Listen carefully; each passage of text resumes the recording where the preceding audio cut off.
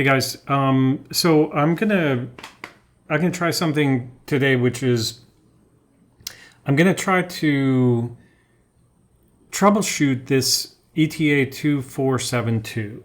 So I have two ETA 2472s. I did hours and hours and hours of work with these without ever really completely disassembling a movement. And in the process, I got this one working relatively perfectly without a dial, and I got this one redialed with a dial that I bought secondhand in order to restore it, but the watch is no longer running well. It looks like it's running, but actually the hour hand is not, or the hands are not moving, so there's something wrong with the keyless works and failure to re-engage. And it's also running with extremely low amplitude, and also runs better or worse depending on if it's in upside down or face side up position. So I don't really know what's the problem with it, but I'm prepared now to start to dig into it and try to, I think the first thing I'll try to do is just lubricate the balance jewels, because I have, oh yeah, I want to talk about what all the tools and things I have prepared for this. So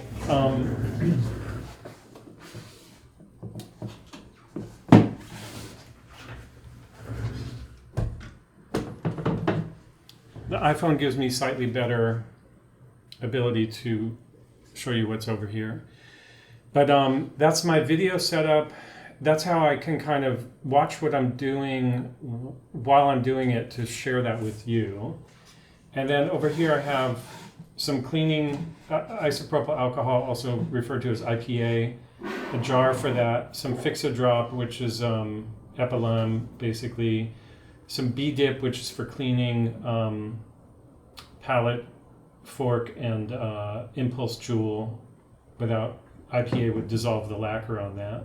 Some soap for just cleaning things that could be cleaned with soapy water. And a, what do you call it? Ultrasonic cleaner for that soapy water. A couple of little Bourgeon baskets to put jewels in or whatever. This is just a Bourgeon plastic tool that to be able to grab those baskets and dip them in the IPA. Some tweezers, screwdrivers, the Mobius beginner's oil kit. We'll get into that when we get into it. An oil dispensing thing. Case cushion if we need that. Oh, oilers, Bourgeon. A little rod for holding things down. Some magnifying glasses. Some wood rods. Hand lifters. Movement holder. Dial holder from Cousins, a little stand for the tools, time grapher, some Bourgeon parts holders, and some rubber mats for keeping track of screws. And then on the computer screen, probably the most important thing for this job for me is I have a watch repair. I have a video of Roger Smith open. I have some watch repair talk tutorial, not tutorial, but like somebody did a ETA 2472 disassembly and reassembly, and they on watch repair talk. So I'm going to reference that whenever I need it. And I think that that has enough detail in terms of screws, what they look like, where they go, that I can kind of, I probably won't have to refer back to the video to figure out, or pictures to figure out where things came from, in particular because I'm pretty familiar with this movement. So I also have finger cots, but I'm not going to put those on until I get to after the cleaning and reassembly. And then with the time grapher, I'll just show you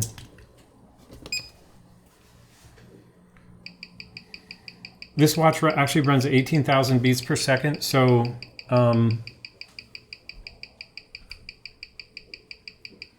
you can see here it's misinterpreting. It thinks it's running at 21,600, which it's not, and it's completely confused. It can't even calculate how far off the seconds per day is here. But part of the reason with the time grapher, you can instead of auto select, you can set this for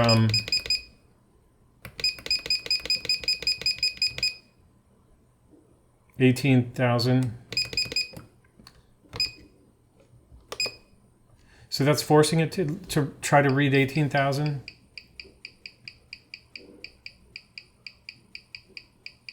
But because of the low amplitude or something, it's still, it's not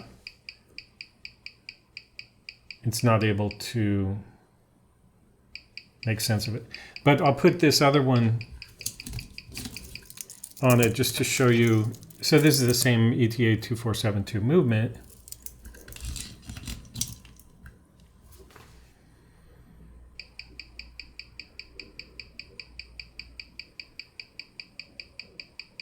So in this position, it says it's 13 seconds per day slow, but it has an amplitude of 234, beat error of 1.2. It's not perfect, but this is running, and it's you can tell it's measuring at 18,000 beats per second, which is what the 2472 is.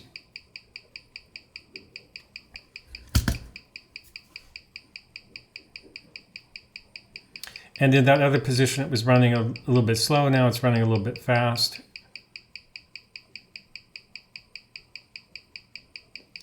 So this watch now looks like it's basically going to switch to running with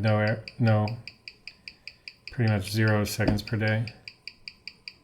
0 seconds per day. But that's how this one should be running, and it's not. So we're gonna. I still have not done a full. Just want to check something with focus here. I still have not done a full disassembly, cleaning, and reassembly of any. Well, I did it with the Cal 44 as the first thing I ever did. I haven't done I haven't done a successful one with lubrication.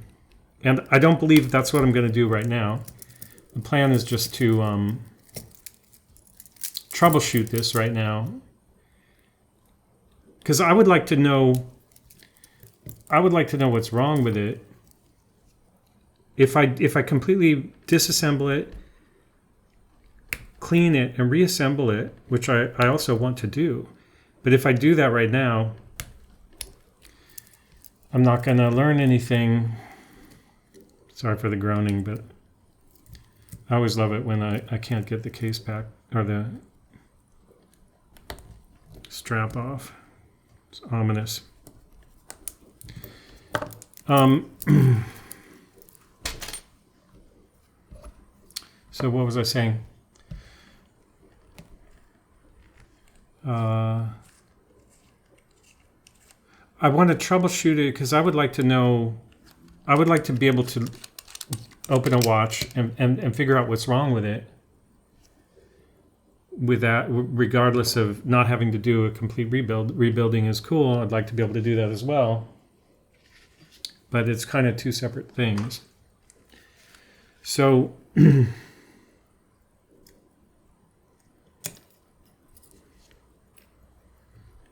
you can see the amplitude is super low.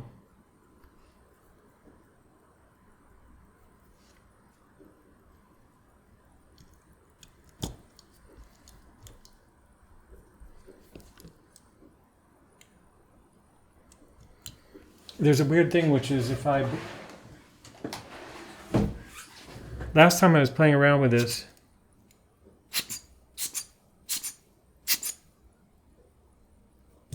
okay, amplitude is still low like that. The last time I was playing with it, if it was dial up and I gave it some air to move the balance wheel, the amplitude would pick up speed.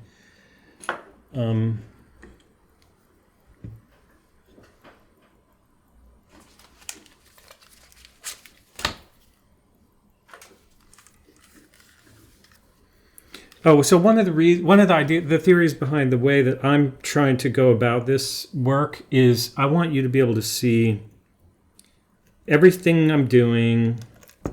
I want to make long edits of these things. So if you're thinking about doing watchmaking yourself, you can watch one of my videos and you can imagine the whole process, because you can see me going through the whole process in real time. And I know it's long and boring, and that's just part of the challenge for me of trying to learn and do it relatively quickly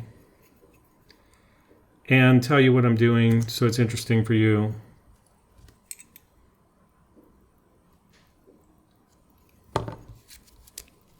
And then, of course, I can do cut downs, and I did a cut down of the Cal 44.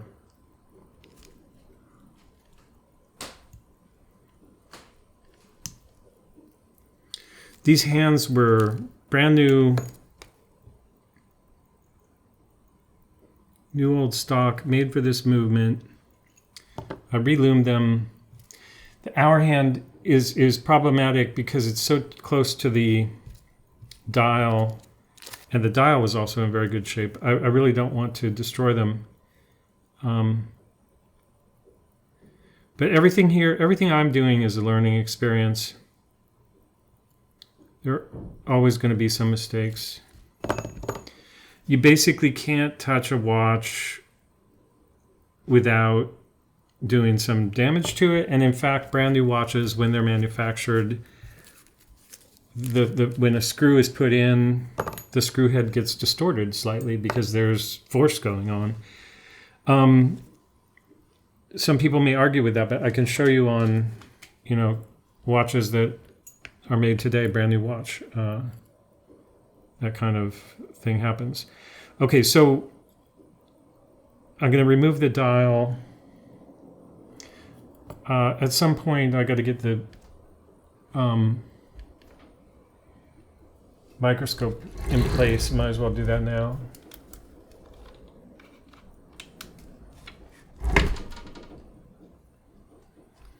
That looks like it needs some... Oh, it's going to do some auto color. That's interesting.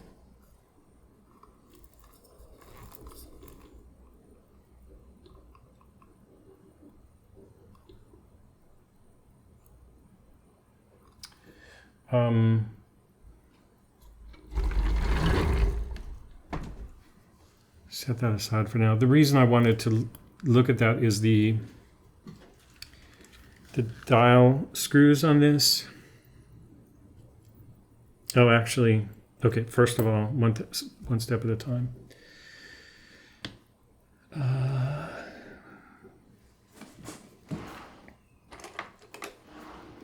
have a movement holder. Okay, this is going to be the movement holder.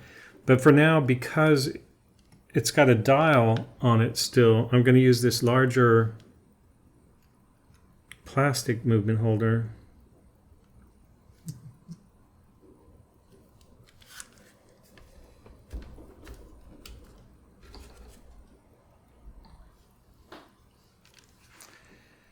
And that's so I can get to these movement screws. I should use a larger screwdriver for that.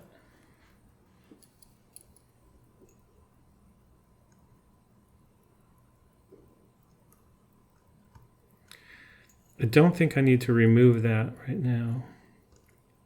I think I just need to loosen it. Oh, I think I can zoom in on this.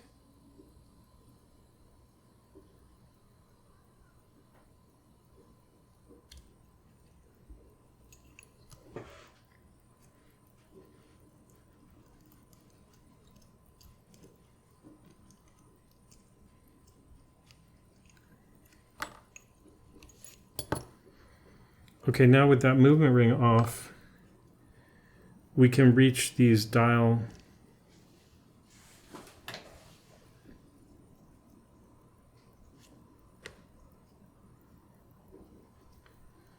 screws that hold the dial.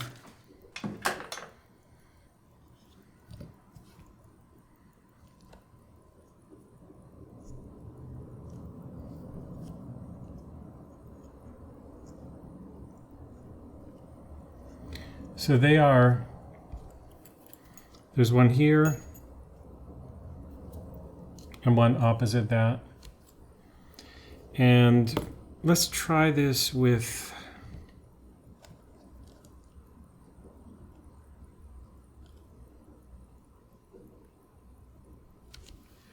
don't really need the microscope for this, but let's do it for fun.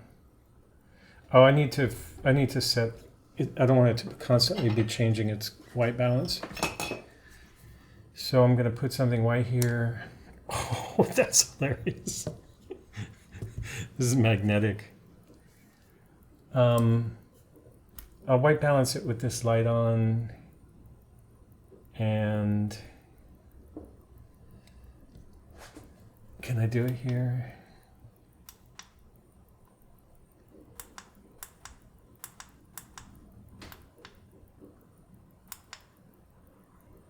One push. Okay. Now I just need to hit menu. And it should hold that, but we'll see.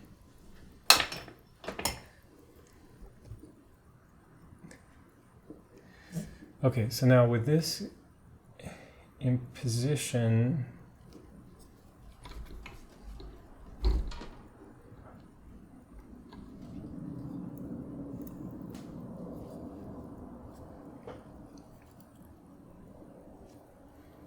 now the cool thing about the microscope in this position is I can actually use the microscope so I can see exactly what you see, and I can see what I'm doing.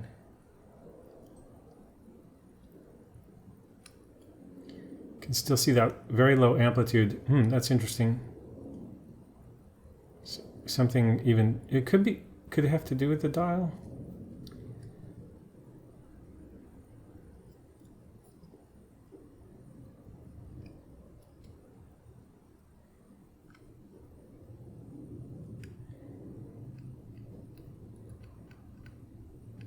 We'll soon find out.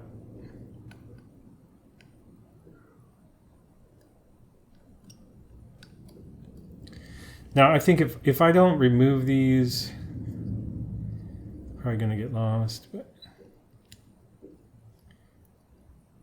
see how that's free now from that dial pin?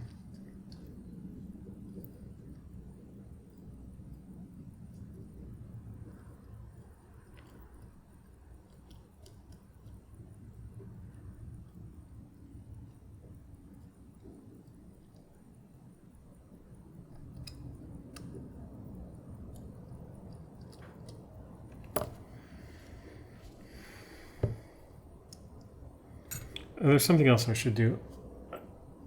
I never did take the automatic movement off of this. Oh yeah, I did. 24/7 too. I did take it off once. So while we're still sitting here, let's just try doing that.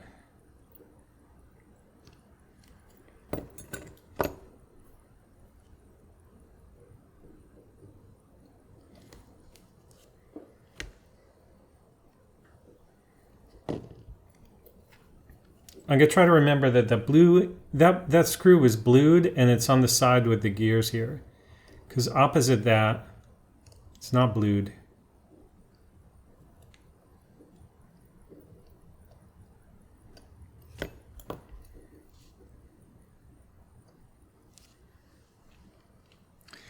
And then we should be able to just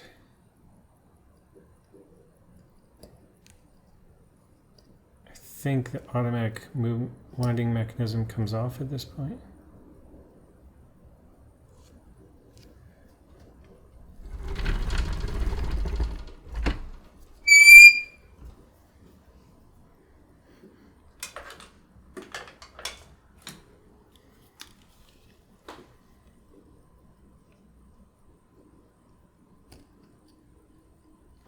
Okay, so here's the first example. Like, I'm going to refer to the PDF. This is a PDF I made of the Watch Repair Talk page about this. Okay, so It's just those two screws. It doesn't show that one as being blued, but that's probably just this movement is different.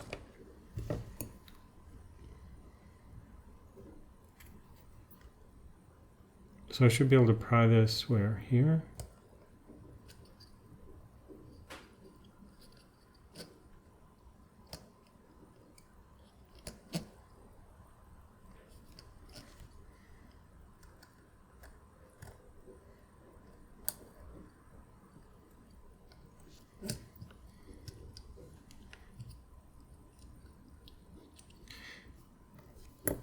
Now, we can take a look at this because in the example here in the PDF,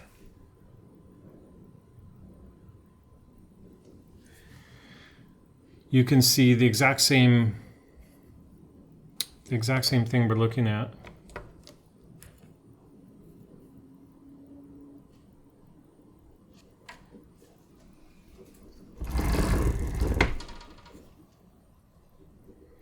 Oh wait, this is what I want to look at.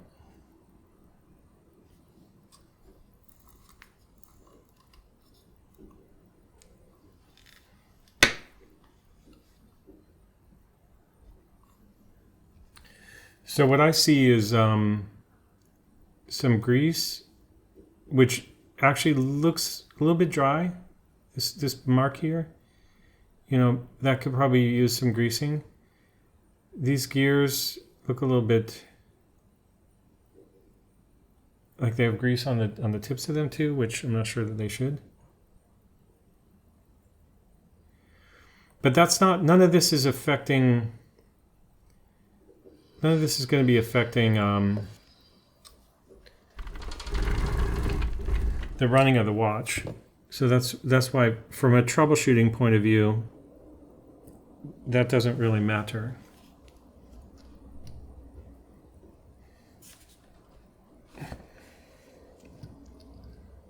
If we look at this, we can still see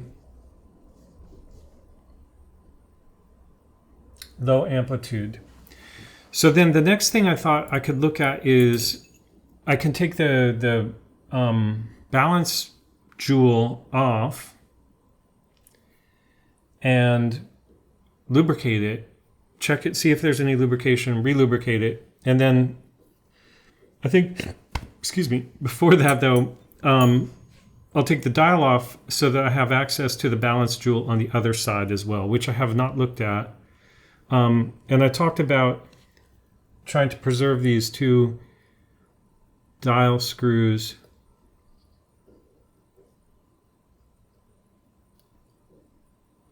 because if not, they'll just fall off at some point and I might lose track of them.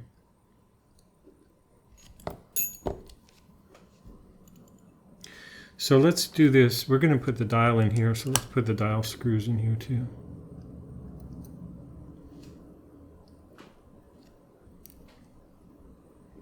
And I guess the normal thing would also be to put the hands in here.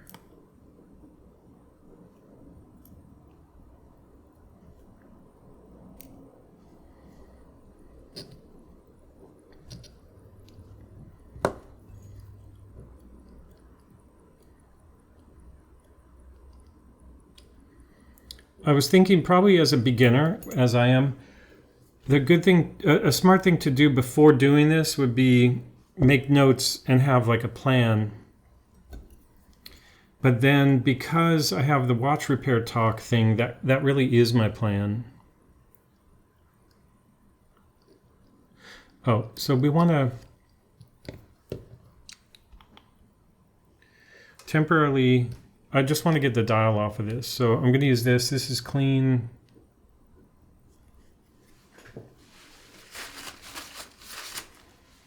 It has some scratch marks on it, but I want to, okay, so dial is off. Put the dial in here.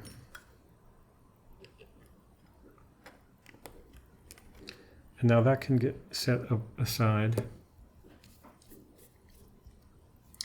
And now you can see, we can also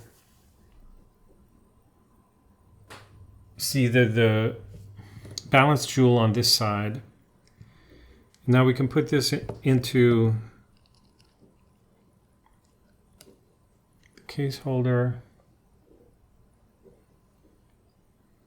or the movement holder. And then get the microscope going again to look at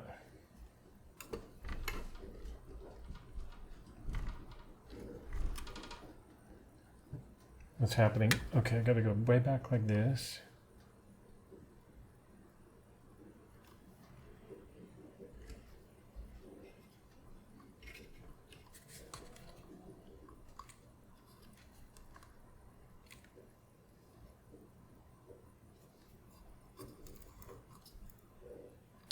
Now this is really interesting because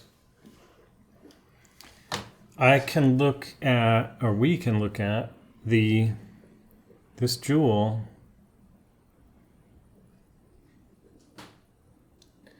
can open that up. I can give even more microscope action on that.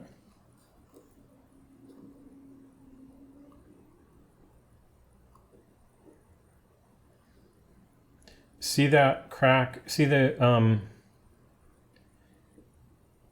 you can see the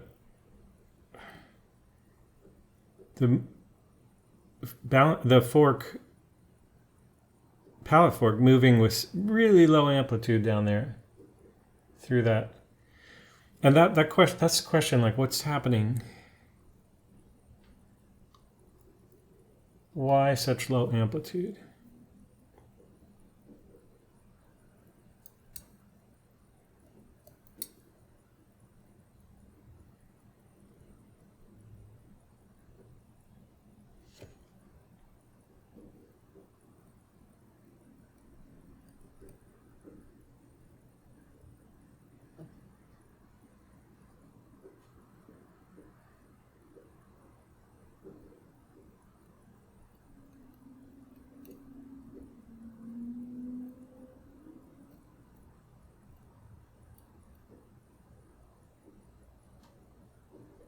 Okay, so it stopped, but I can pretty much see that I don't know what to do with this jewel.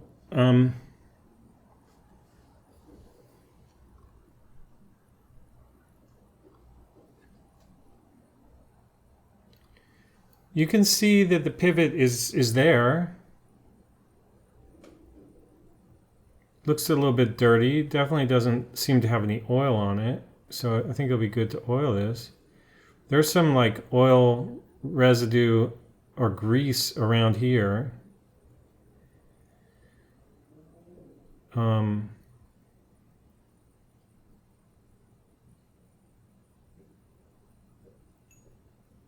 Amplitude is still low. The question of why the hand was not moving could be answered right here.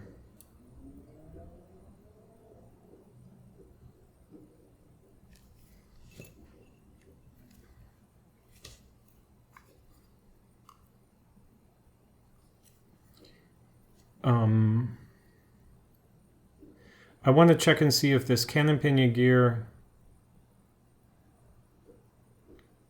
is it completely detached?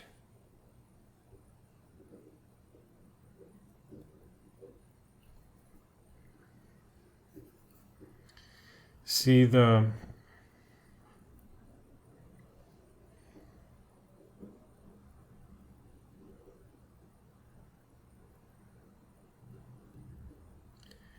I think either that's complete. I think that's completely detached right there. Now it is anyway.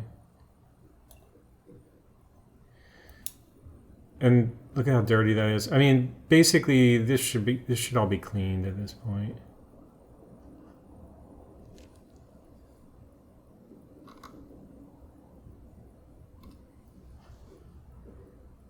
It doesn't make sense to like keep messing around with this.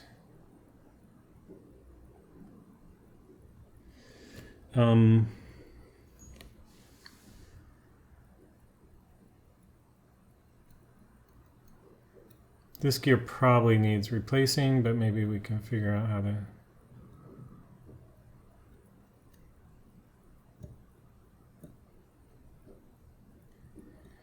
I'm tempted just to do what I know how to do and just start taking this thing apart.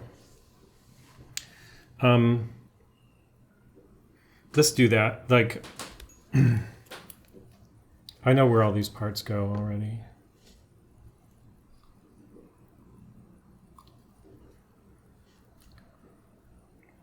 So this is for the date mechanism on this side.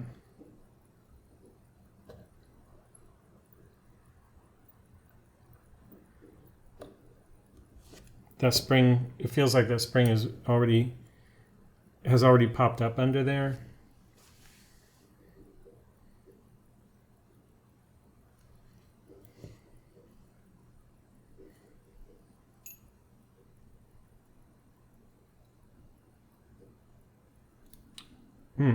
But it hasn't. It's still there and it's still got some spring power to it. So I think I can safely grab it without using this plastic poker, but it's probably good to use best practice. So what we want to do is use the plastic poker to hold this and then grab it like that.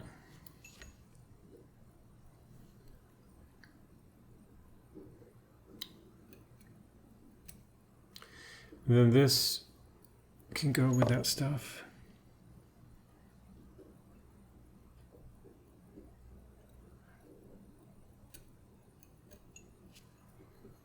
I think I can zoom out at this point.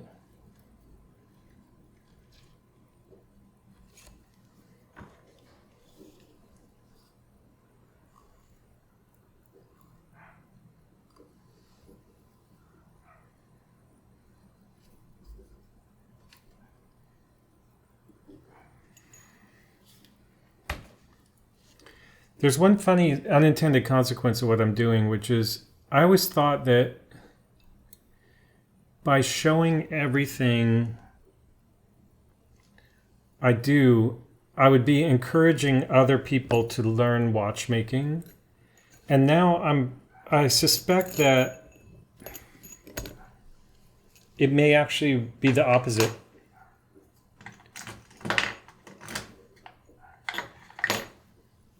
On the one hand, it should make it easier if you're serious about learning watchmaking. My example should give you some reference. On the other hand, it might frighten people and they might watch it and go, you know what, I'll never do that.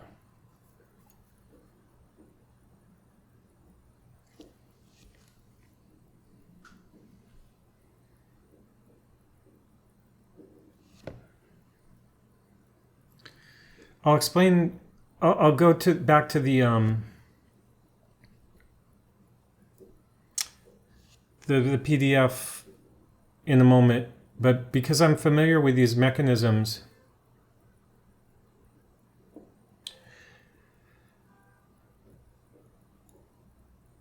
I'm just going to remove these gears. I don't really need to follow the PDF just to remove gears. And then I'm placing them in groups because these are groupings that I'm familiar with as well. It's possible that this gear was upside down. Let's look at that right now before we... So this is the way we had it. And this... It's hard to tell the difference there, but there is a difference. And if you look at... I remember this shows which way that goes. Not there, because that's all the automatic movement. See all those pictures for the automatic movement. It's really helpful. Hands, dial, screw. See, we did all that already. The ratchet wheel is supposed to be next. Because I'm doing the dial side first. So we'll flip it over and we'll do that again in a minute. But the point is, I wanted to go to the dial side.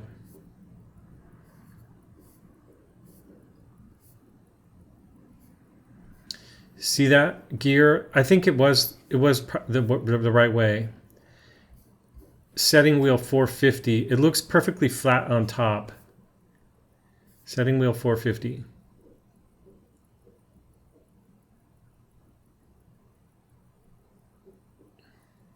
In this direction on its post. See, I don't know what that means. This is the way it's mounted, this side up. That's how I had it. And this is the other. This says it's based on the 2472 technical, it should be mounted like this. And this is the other way, because see how fat those gear teeth look? That's because it's flat on that side. This side is chamfered or whatever. So I guess this means based on ETA's technical communication, the setting wheel should be mounted in this direction on its post. It doesn't say up or down though. Let's look at the, if we go all the way down to the reassembly,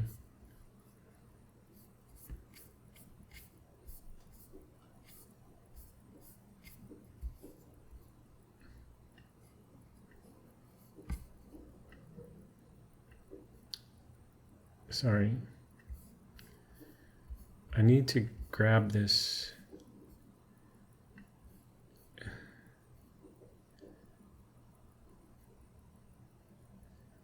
So see how that has all the oiling information and everything?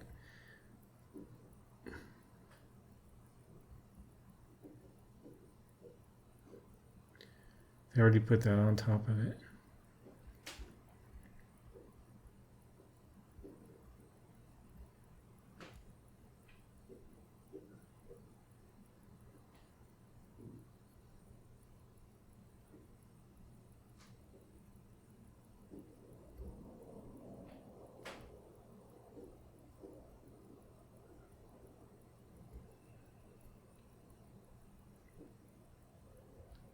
So I'm already on the wrong side. I'm trying to go back up. Getting close here. Ugh, that's all the automatic.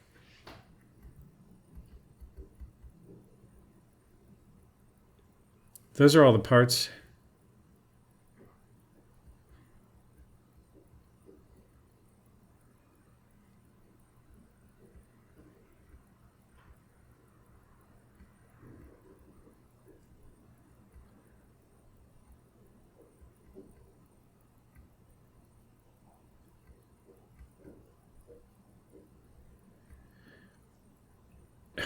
I read through this whole thing before.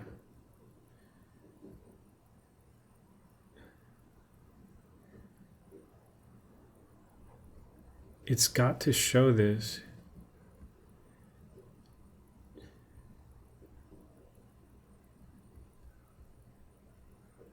There.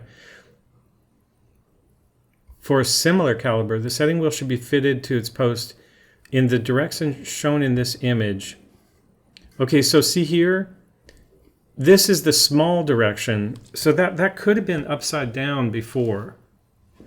Could have been. It was. So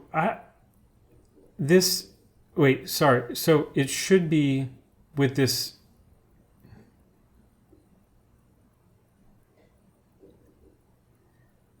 I'm just not so sure that matters a whole lot.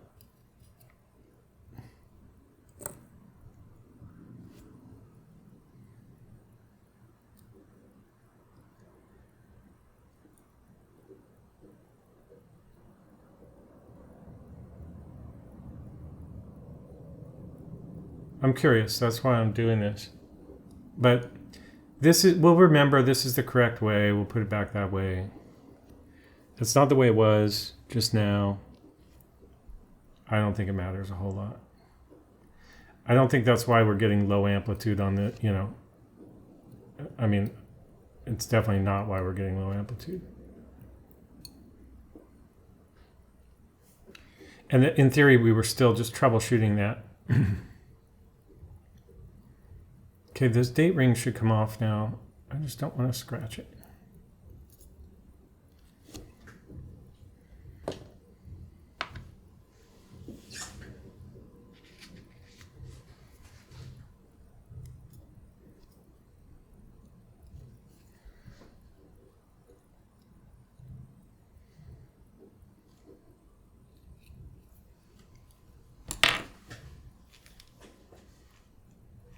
Now with that off, can you take this off?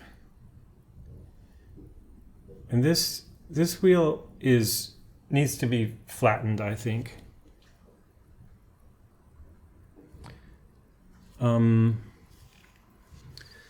Try to decide where to put those.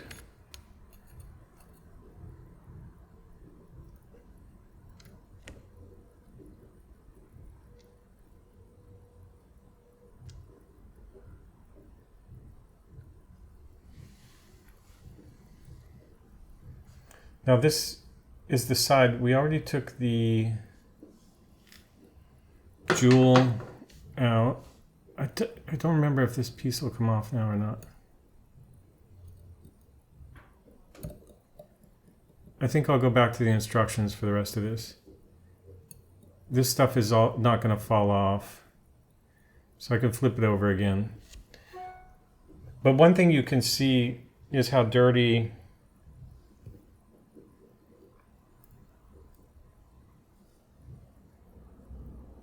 that is and how that was slipping.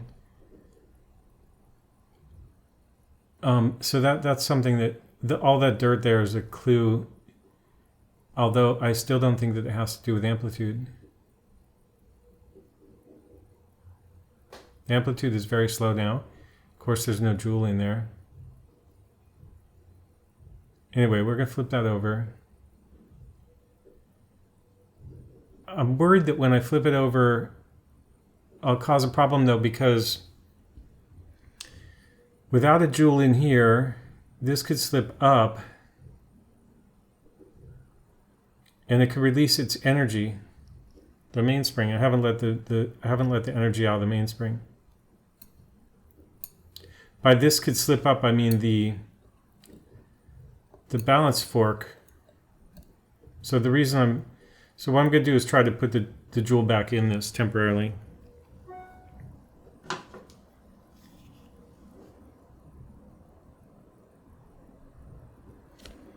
Now this jewel is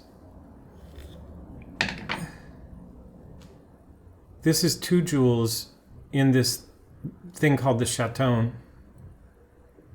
So eventually we're going to have to separate that.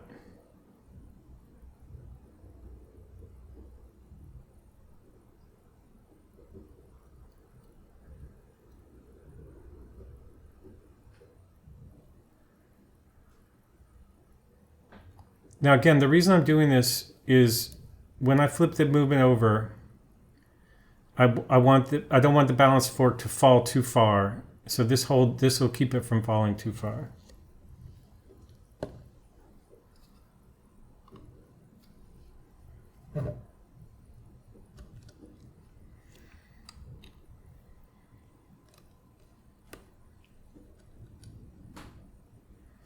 So, oh, the other thing is, that's cool. We can really see that spring, but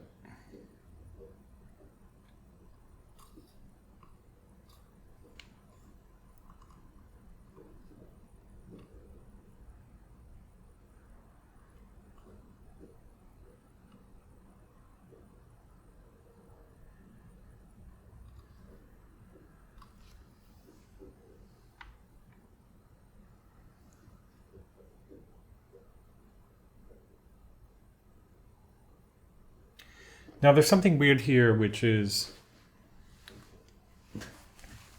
I feel like if you look at that spring,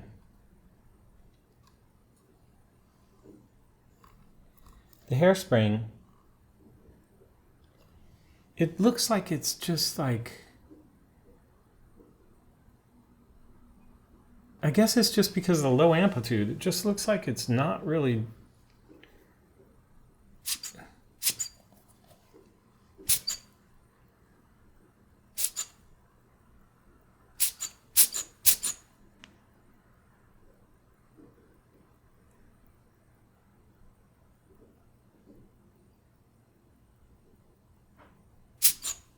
So this is what happened before. When I get it in this position, then I get the amplitude back. Right? That's rather kind of normal amplitude.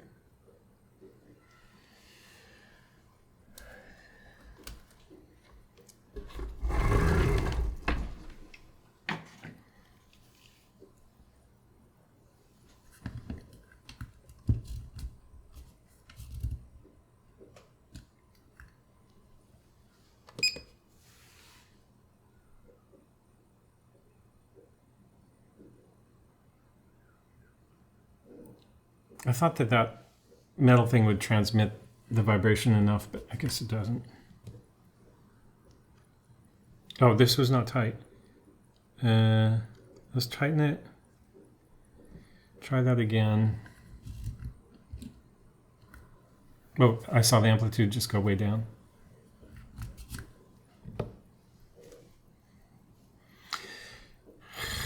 You need to see what I'm doing there if I'm going to do that.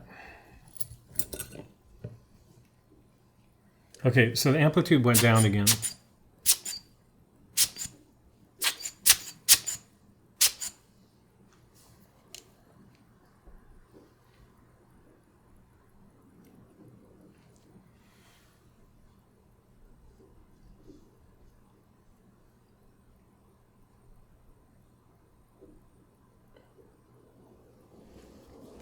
So I don't have a...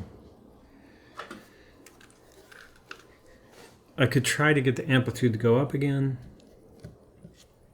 And then try to put it on the time grapher.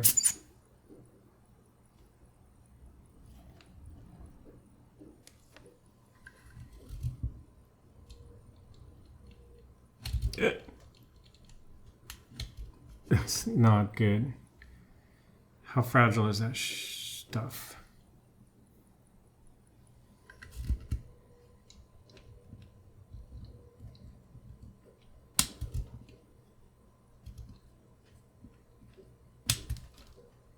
Oh man,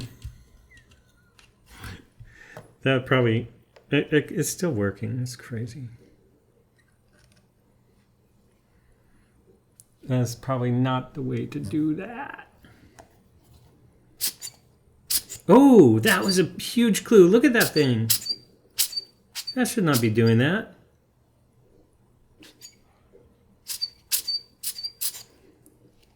There you go. Okay, I'm psyched.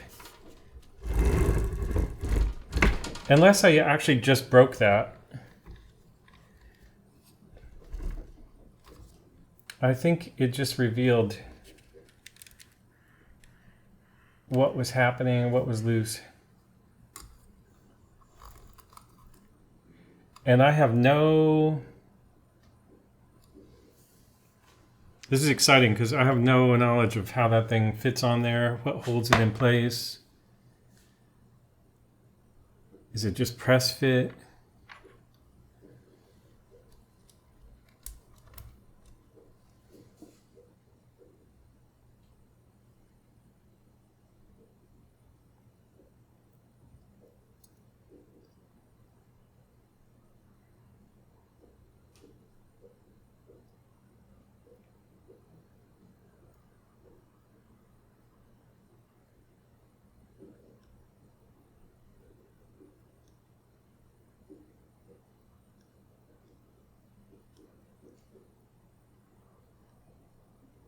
Is something missing there? Is that normal? What?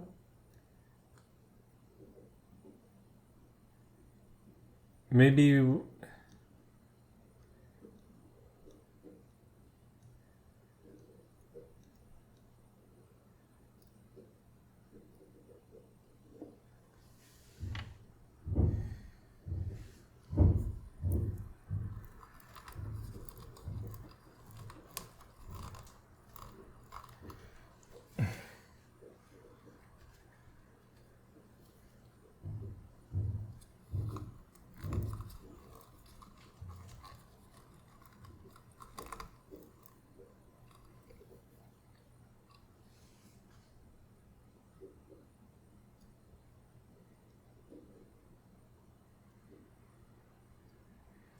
So this thing, I know this thing kind of adjusts the...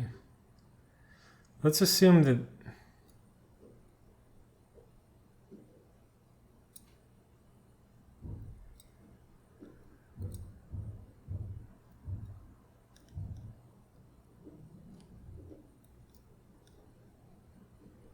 Oh wait, that whole thing is missing. That was involved. That needle thing is missing. Where'd that go?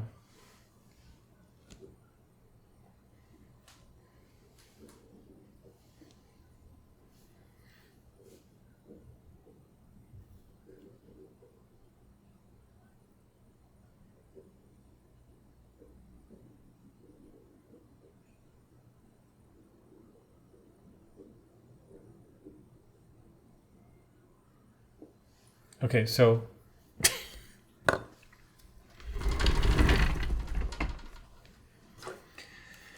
did that fall off when I was doing this?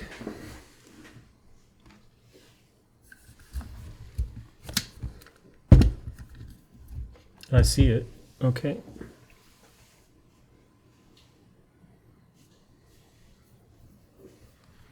So it's all the way over here.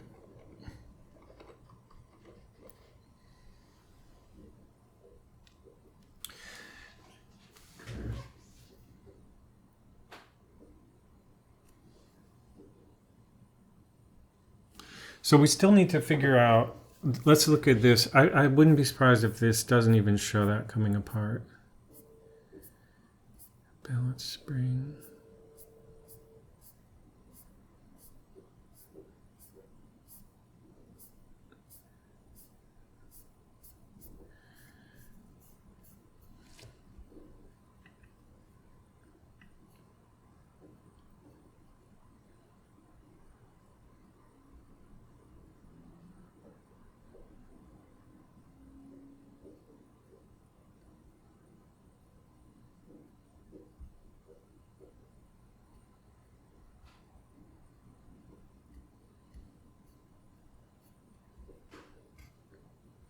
Come on, so it's already gone.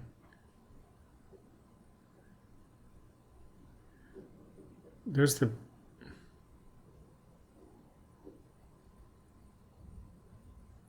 Okay, there. That.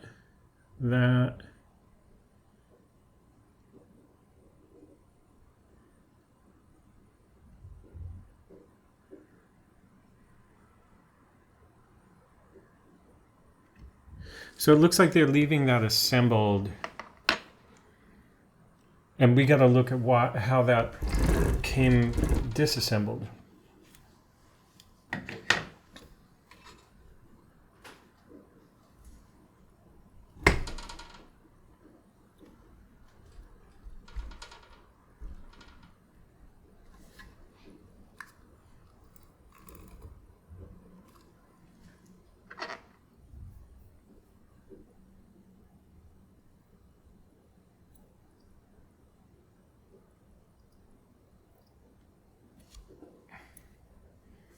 This needs to be flipped over.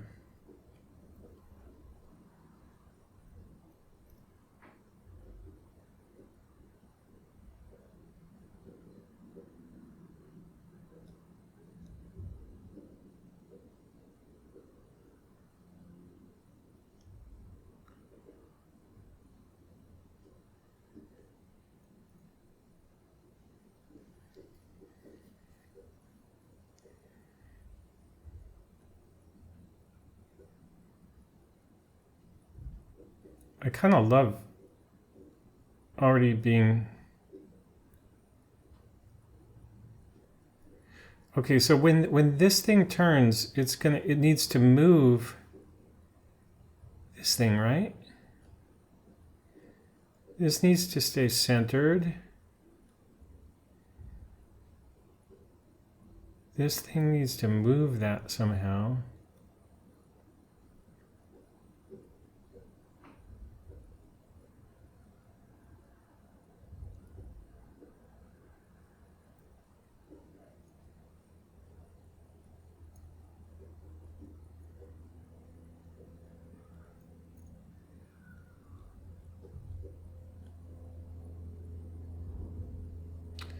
Try to flip this over so we can look at the bottom again.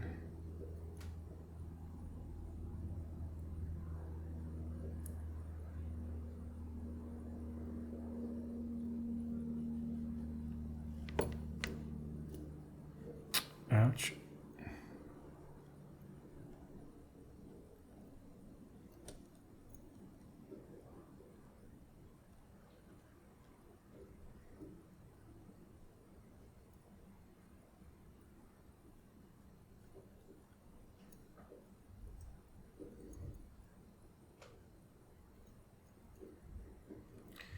Now there's obviously a crack there and a little slot. and that points the opposite.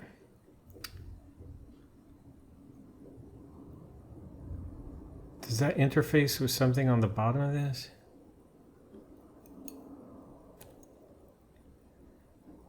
I don't see anything.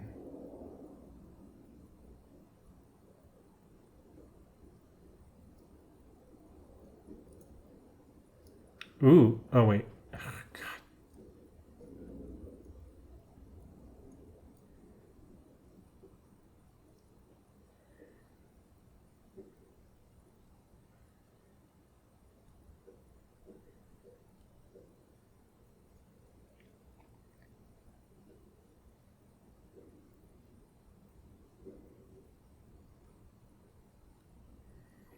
In fact, I think it all just press fits together and it all just slides.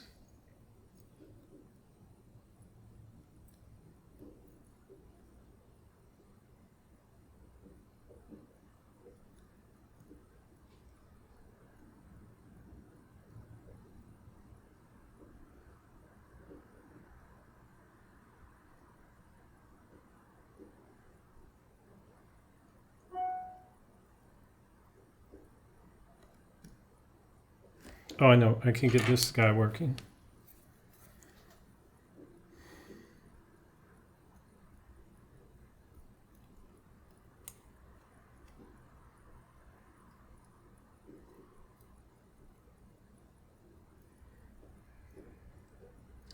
Okay, so this needle is going to need to go in its window over there. And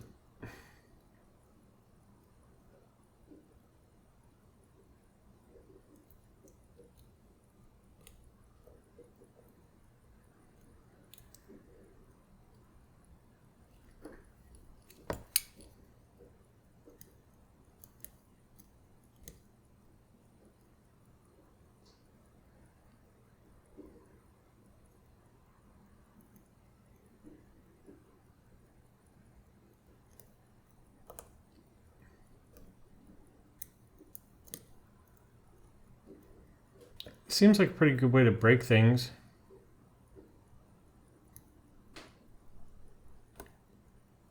It can't be that you just press all this together, right?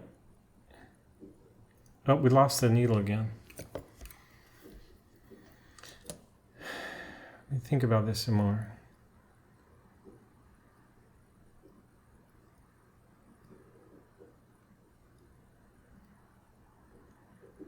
It all has to be sandwiched.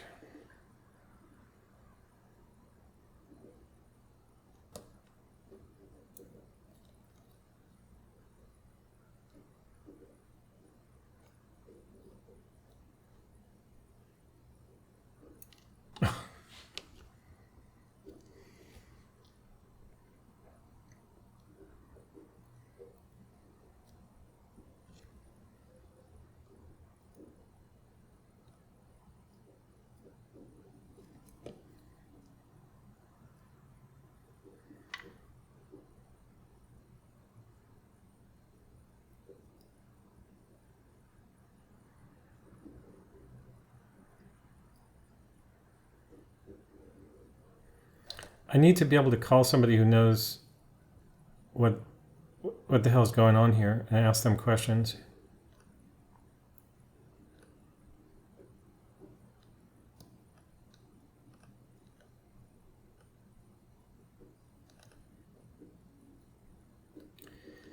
Let's say that you did get this.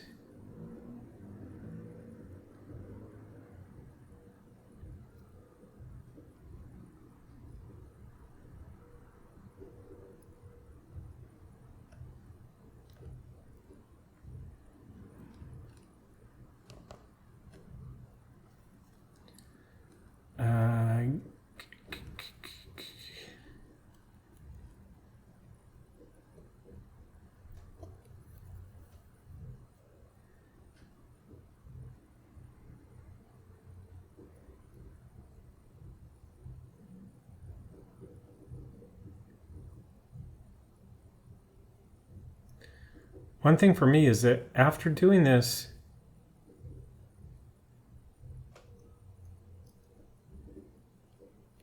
After doing what I'm doing enough, I'll never forget this experience.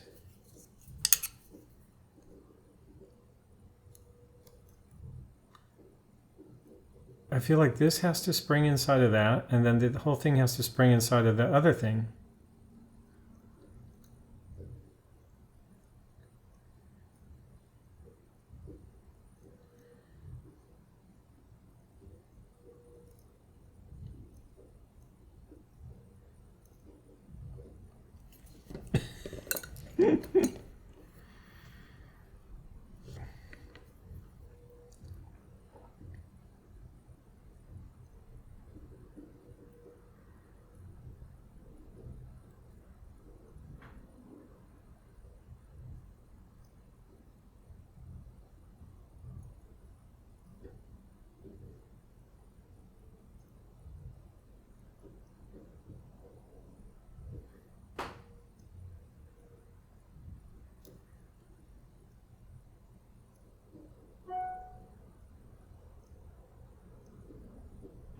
So close.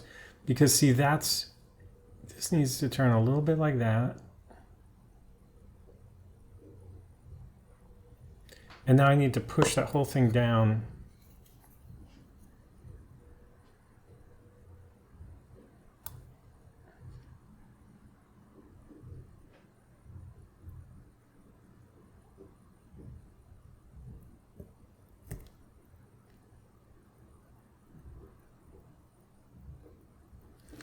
Now, what's the amplitude look like?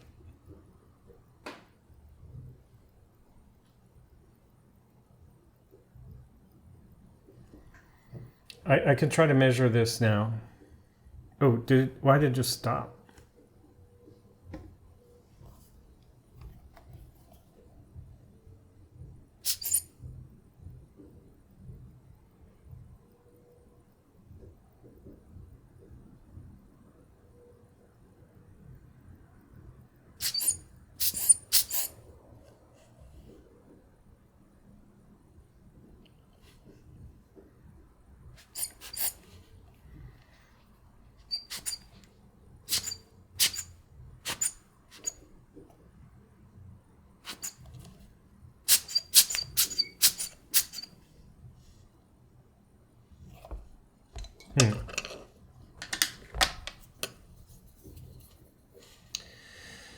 Now,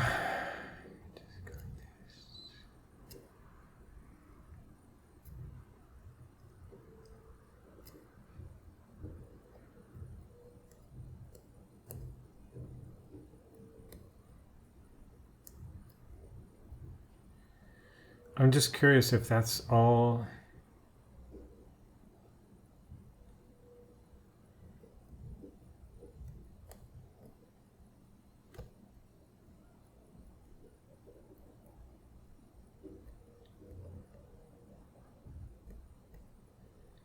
Okay.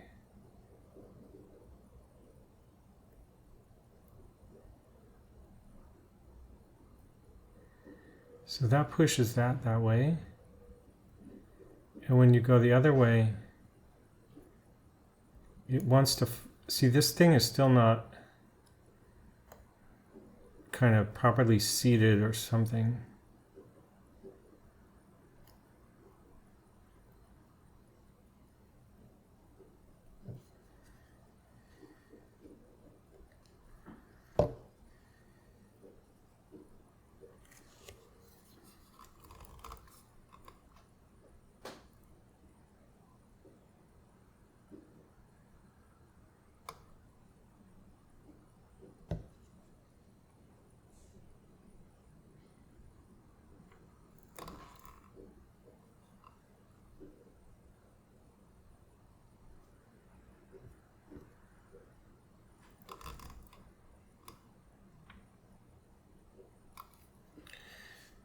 Here's what I'm concerned about.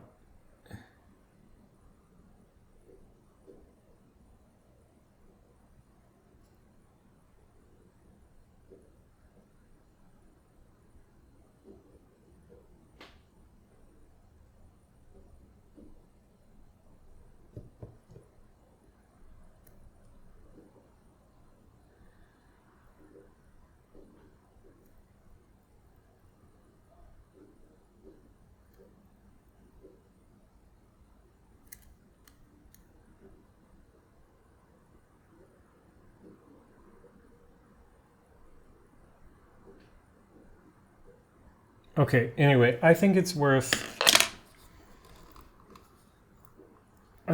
continuing and then just clean it all.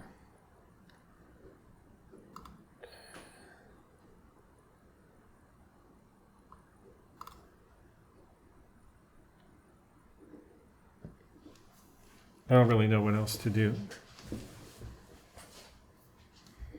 So I could go back and follow the disassembly on this side, which would mean remove the balance wheel and also remove let the power out of it. Because as soon as I remove the balance, the power is going to escape quickly, which you're not supposed to do. So what you want to do is let the power down.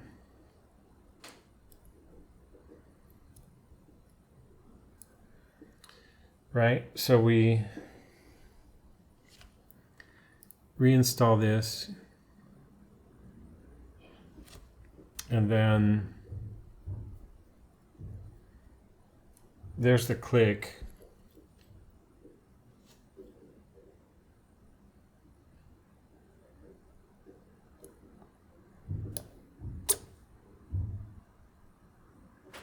I kind of let it go fast. You hear that little zzz? Too fast. Plus, I was putting pressure on the balance wheel with my finger. I shouldn't be doing that.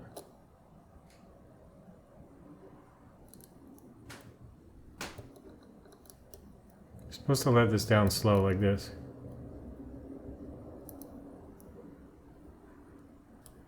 Okay. So that's done. Wrongly. But now that that's done, I can remove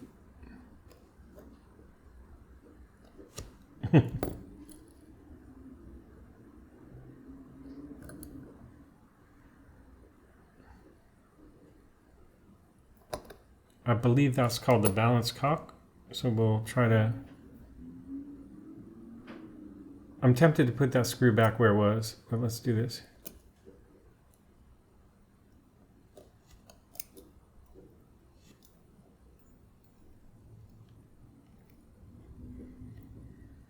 If we start this thing of like putting screws back where they were,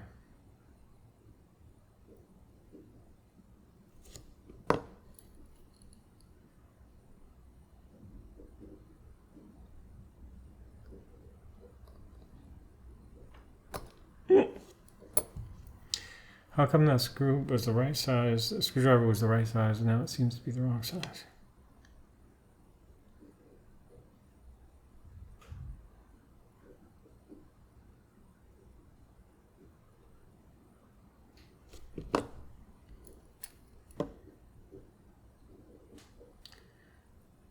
Is it too fat? Could be.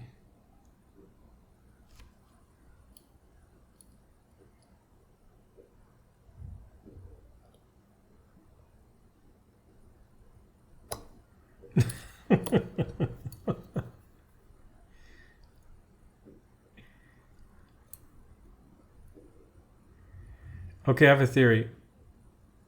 It's fine for removing that screw, but for putting it back, I got to use a smaller one that just kind of more gently goes into that slot. See how, like, to stop this screw from cross-threading, it's important to be able to be gentle. And to remove a screw that's kind of tight, it's important to be able to be maybe not so gentle.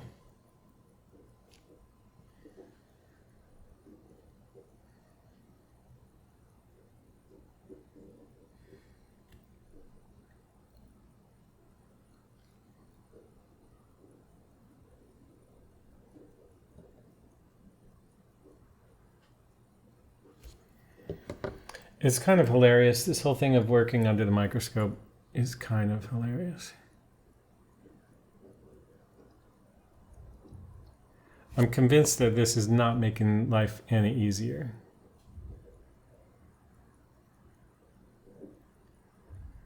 It does make it more fun, though.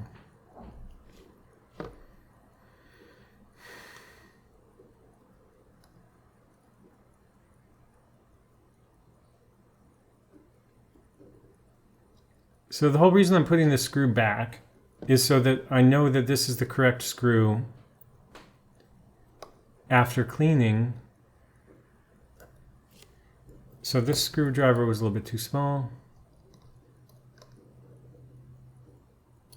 See, this one slips out because even though it's the right width, it's not sharp enough.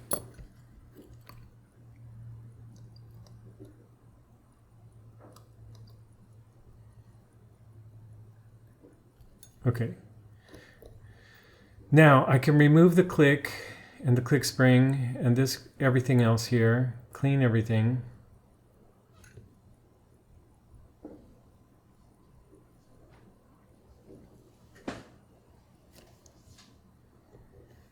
I need to get in the habit of holding the movement holder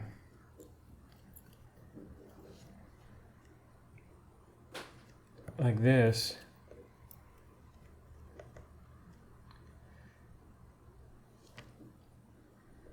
Okay, so to remove the click spring,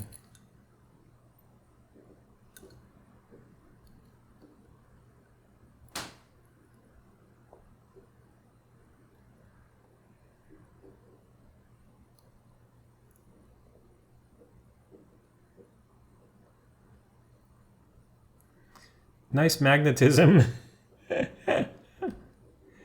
That's amazing. Okay, do we want to put that screw back? No, that's pretty obvious. Click spring is obvious. So we're going to put this click stuff here. I don't think that spring is steel, so I don't think it's going to... Oh.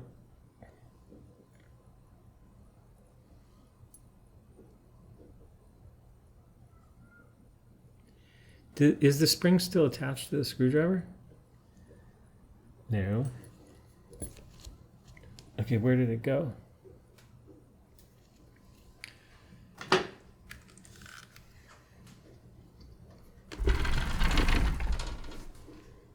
Okay, it's there.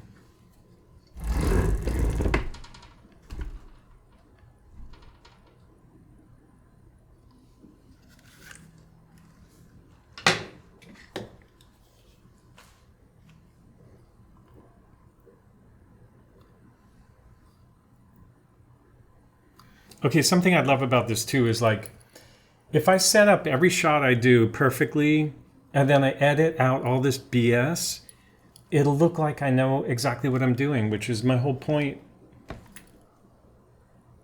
behind this in the first place is like, watch.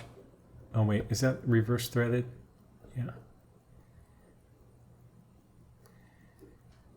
Ooh, that seems to have some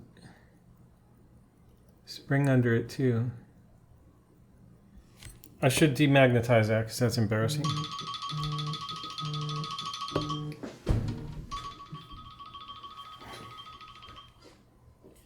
Hello? Hey.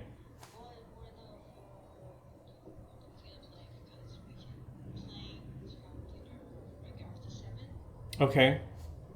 Like 7 o'clock or 7:30 or what? Yeah, 7 o'clock. Okay. Okay. Okay. I'll be there then. Okay, All right. Bye.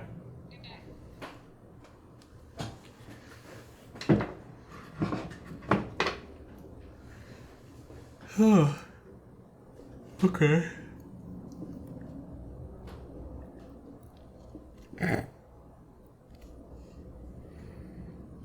No. I don't know why I feel like there's power under that.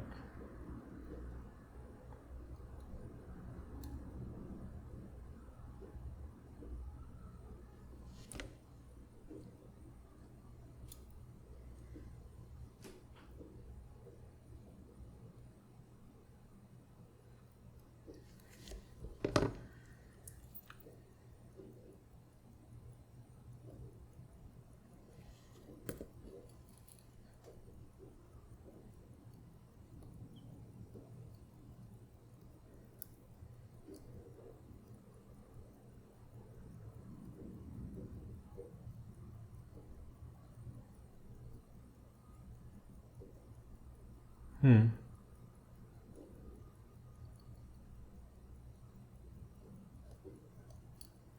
think I'm going to take this off next.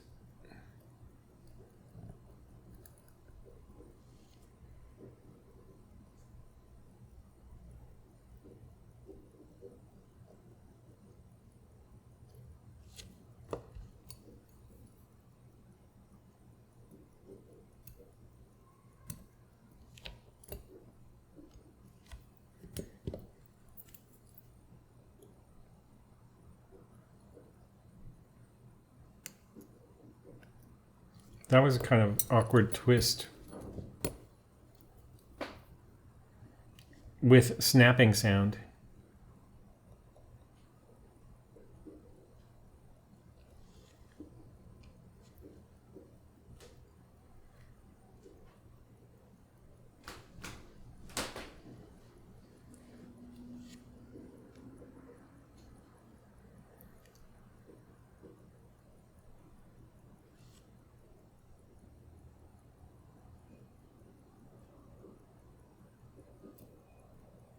I can't tell, are the pivots gone on this or are they there?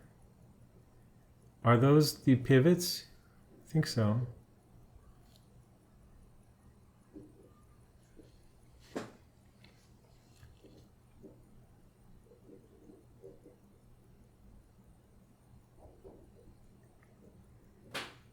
Ooh, that's weird. Look at that.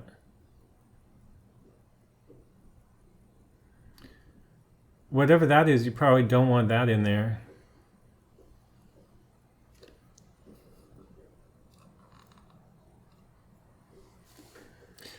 You won't believe what I found inside this ETA 2472. Mystery crud. Okay, so now power should flow through here. And it does. Where'd that gear go?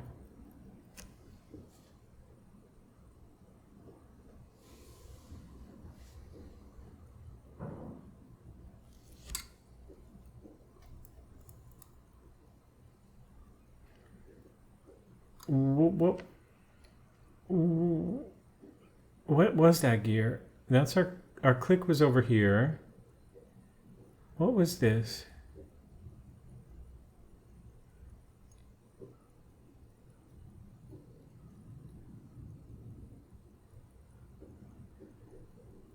What was that? Okay, I'm going to have to refer back to...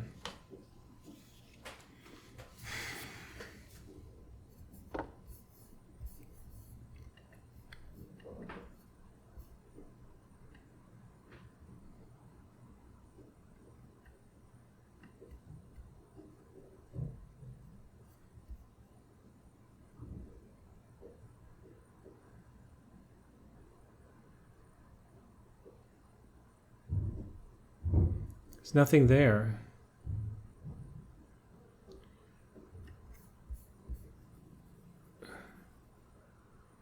There's nothing there even in that picture.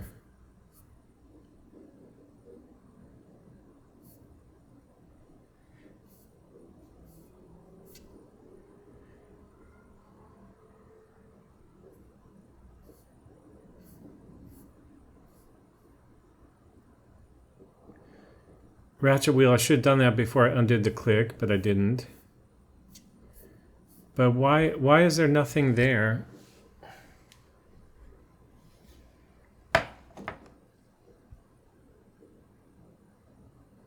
I guess there's just nothing there. Could be a feature. Okay, so the next problem is just like,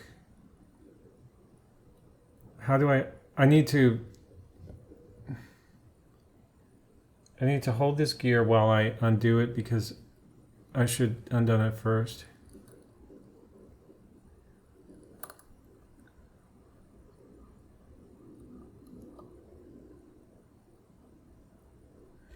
That screw is kind of uniquely large and doesn't need any special treatment, but I'll keep it.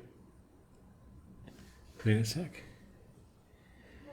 I'm just kind of keeping things similar, things that go together in similar places.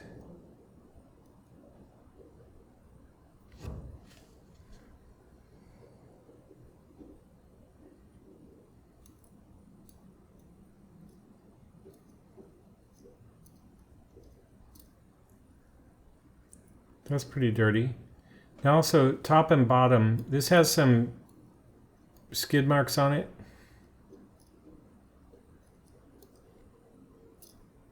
On the bottom.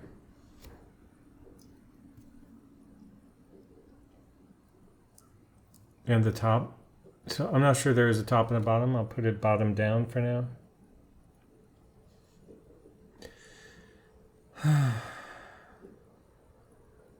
That's interesting. That's like the bottom side of the keyless works. I should get rid of these. Or maybe if I just tighten it.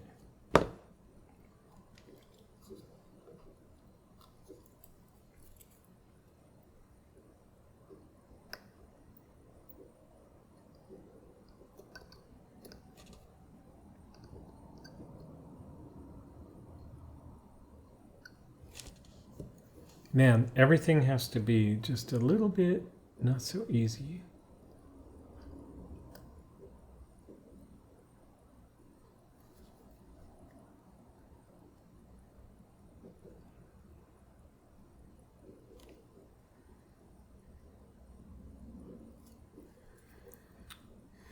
So I like these holders because they got these points. But it's interesting, like when you tighten that, this is designed to slide forward.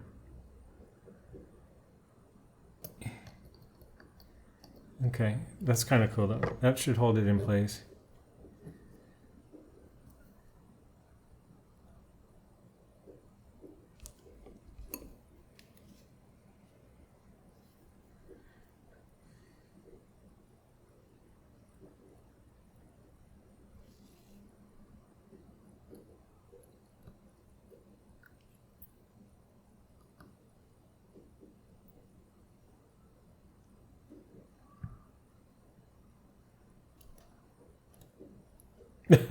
See that spring?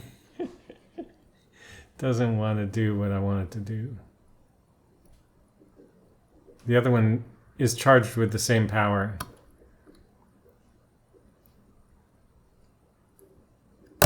Ah.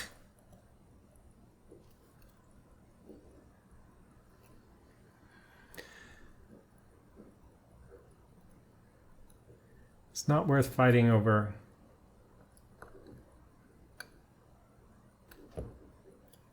You know what? I'm just going to let it come out and do what it wants to do.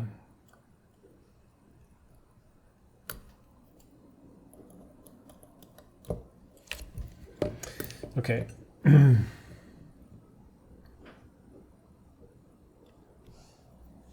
Now, if I go back to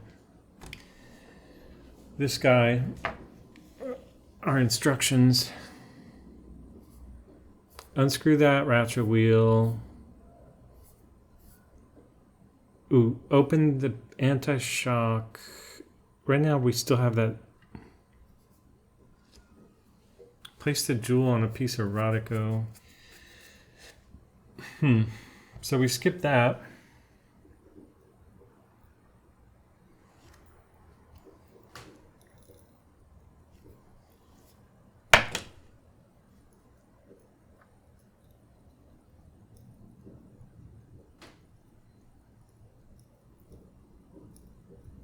Oof.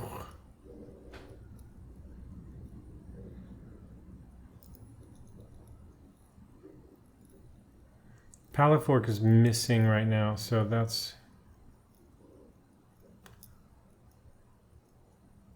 I'm just trying to figure out a way to hold this while I remove that jewel.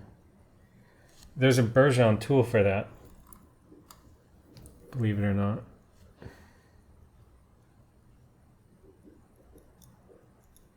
See, I don't want to be...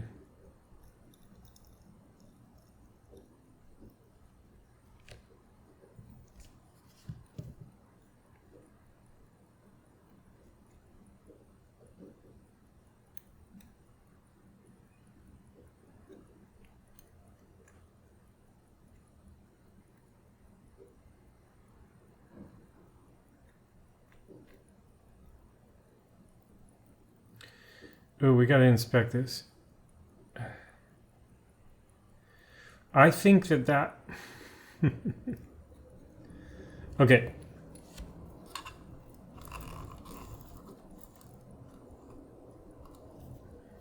We're gonna look at two things here. We're gonna look at this jewel.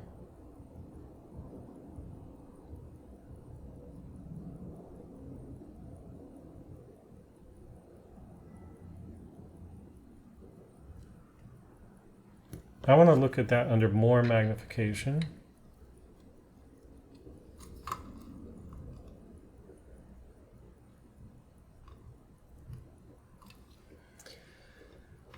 I'm going to go even brighter, super bright for a minute.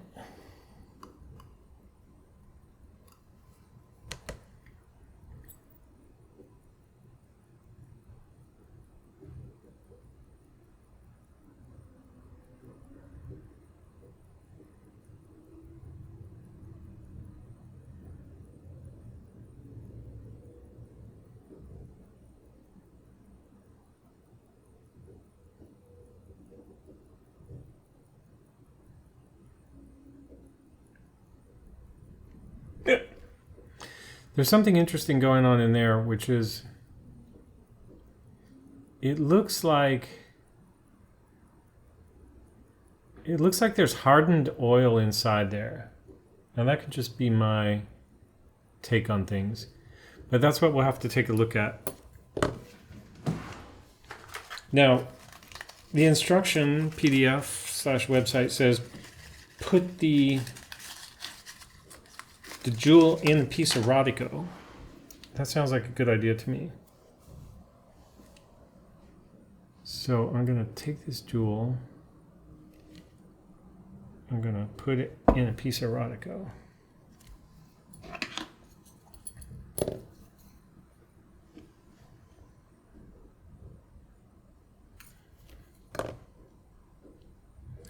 I note also that that one is in copper, and I think the other one was in steel, the Chateau.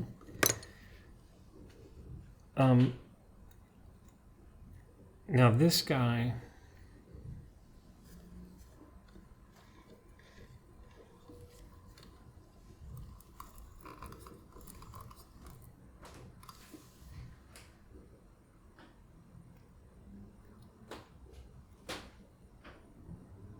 want to close that. Oh, I want to go not so bright on the light here.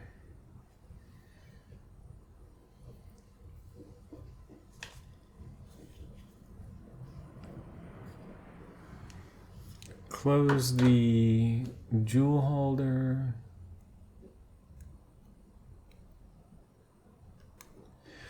And then I want to use another piece of Rodico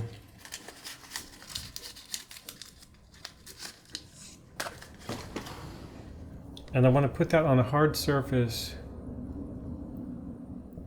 See how that thing stuck right into the...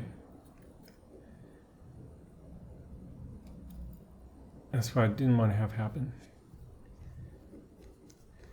But now I want to examine this balance wheel sideways.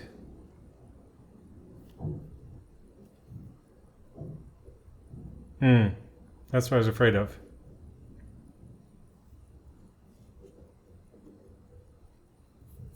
So I'm pretty sure it's missing. Oh, maybe not. Man. I was going to say, I think it's missing a pivot.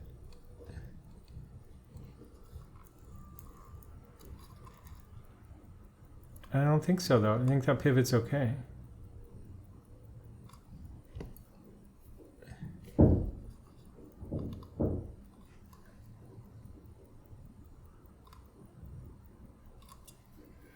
There you can see the impulse jewel. That's the impulse jewel. That's the pivot. On the other side, pivot's okay. So that's all good.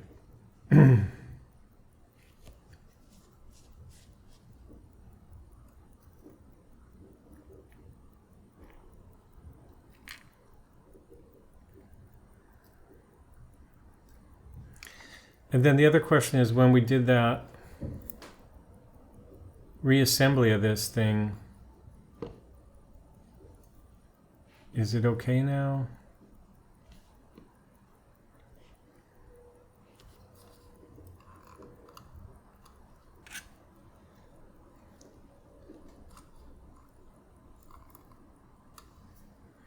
Can I get a side view on it?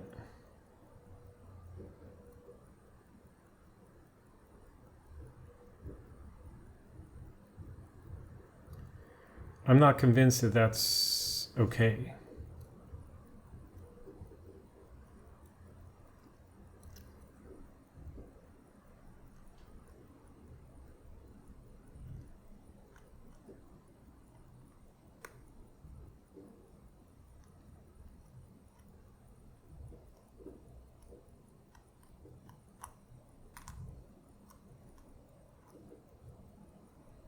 That seems better. I push that down on this side.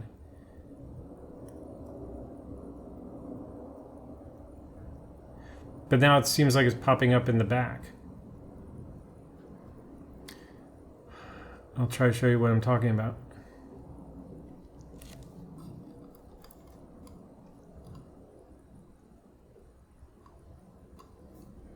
It feels like it's popping up a little bit right here, because I pushed down on this. So like, how do you flatten that? Particularly when you got the spring underneath.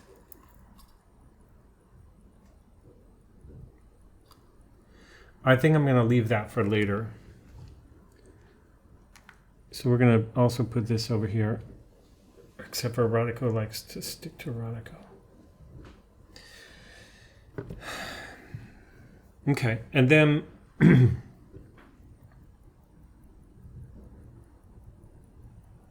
I'm guessing it says take off the train of, save that.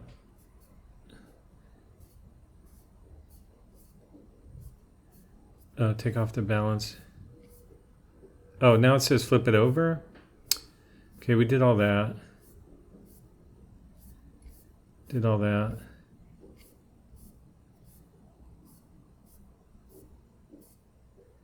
That thing, I did not remove that. Oh.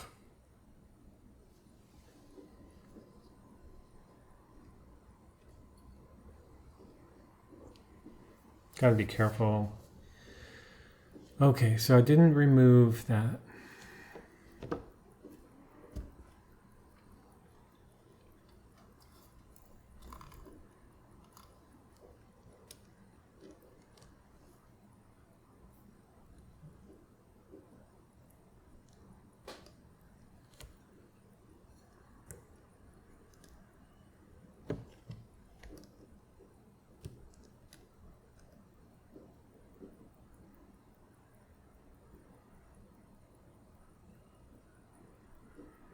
There's a spring under there.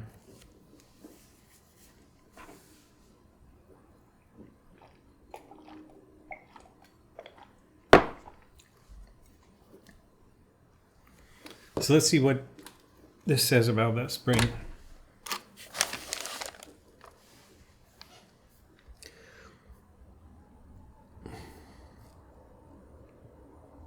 Okay, you push the lever slide until it's disengaged from that post.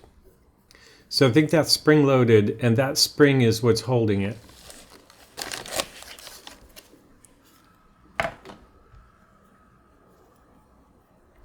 So we want to push this, but that spring is holding it. So we can, if we can disengage this spring like that, then this should push back, and then this thing should lift off.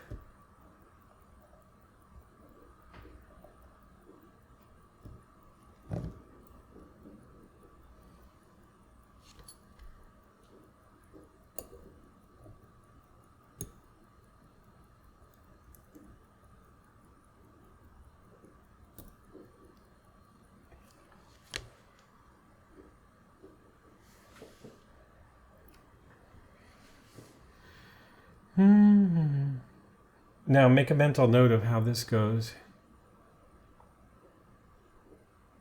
I don't see where that, oops. I kind of trust that the picture is going to help me when I go to put this back together, because basically this spring, can't get it flipped the right way now. The reason I want to play with it a little bit is because it'll give me a better memory later. I think it just cocks behind this.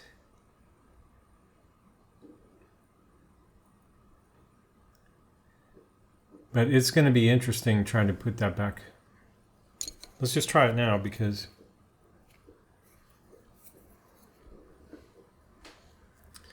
so it would definitely ride in there. This would get caught behind something over here. And then this is going to go behind that thing when we put it in there.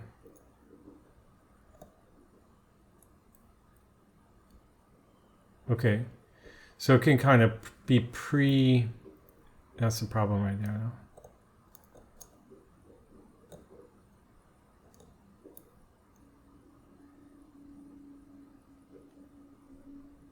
Anyway, I think that'll be how it's done when we get back to that. And then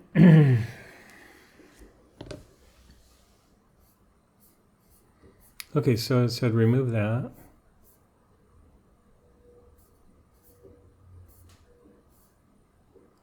Now we already did that.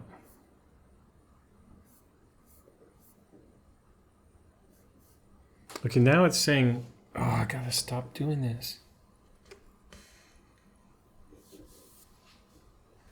Now it's saying flip it again. But you know what? We know that the whole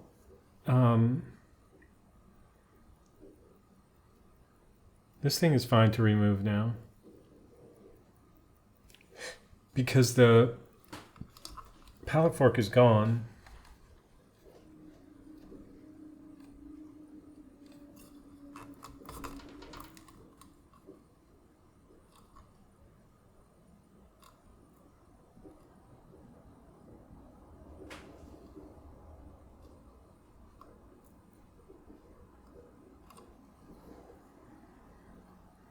Now, the reason it's interesting to get so microscopic on this is just to see if there's anything odd.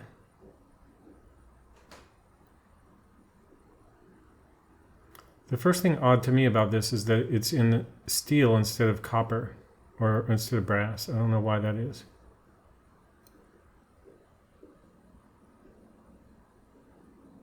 And there's a lot of crud around there. We're going to put this in the same... Oh, it just popped somewhere.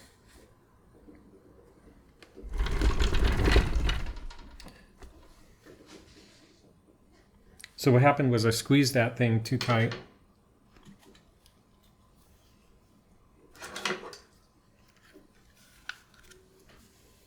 I see it though.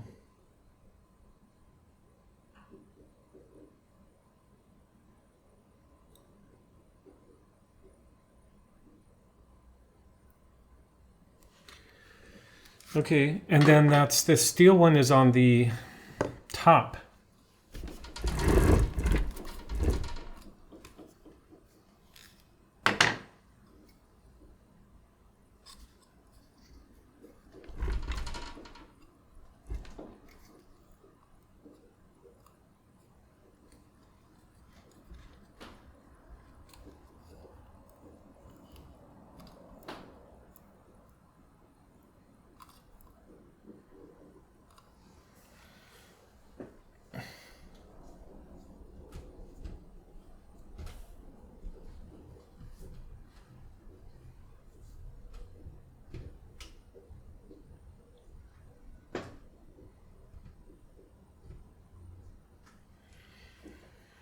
Okay.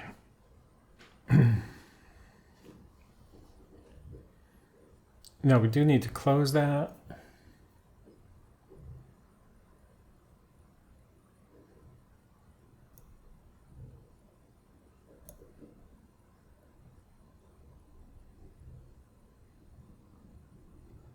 Now I guess I can flip it.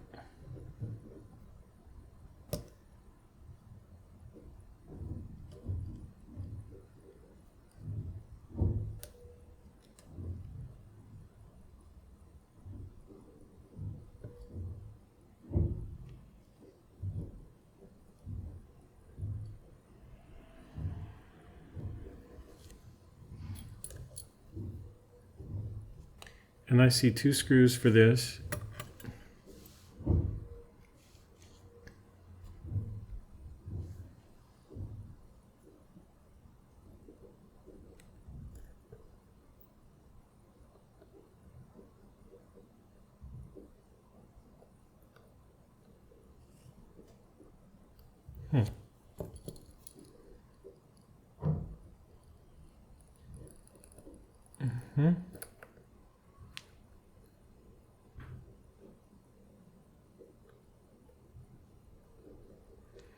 I think these screws should go back where they came from too.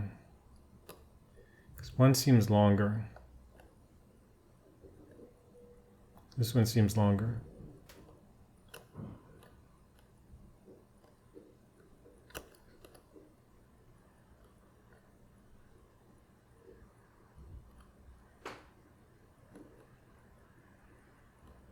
It's funny, the magnetic thing is actually working to my advantage. I don't think it is longer, actually.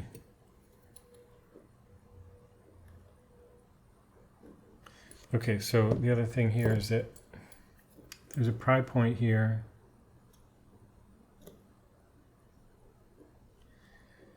And you've got all these pivots underneath there that are fragile. That's why you don't want to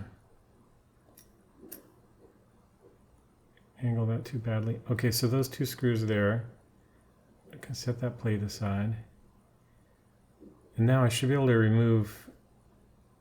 Oh, why is the mainspring still there? That guy. That guy. Oh, I wish that was in the video somewhere. That was number 1. This is going to be obvious from the video also, though.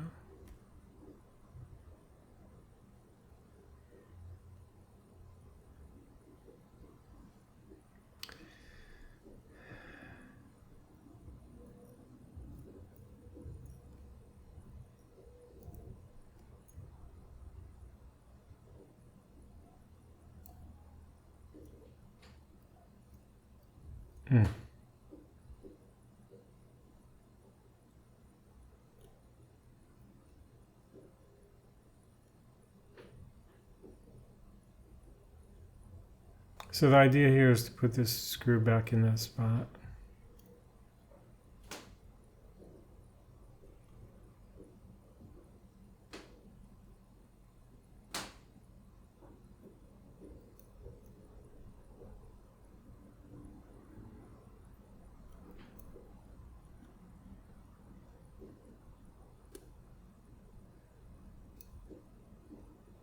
It's not easy with those long screws. You really need to get the right angle going in.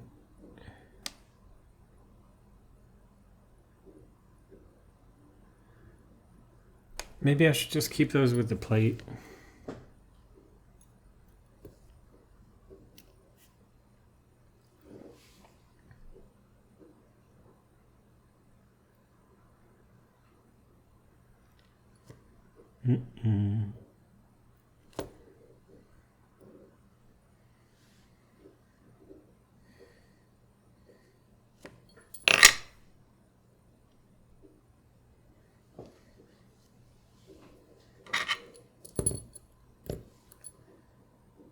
And then what?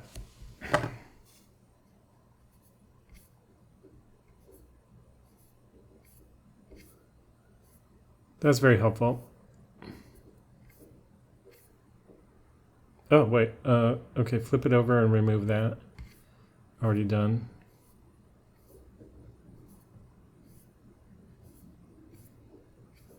Then what? This whole plate. Is that the same plate there? Yeah, 3 screws. Yeah.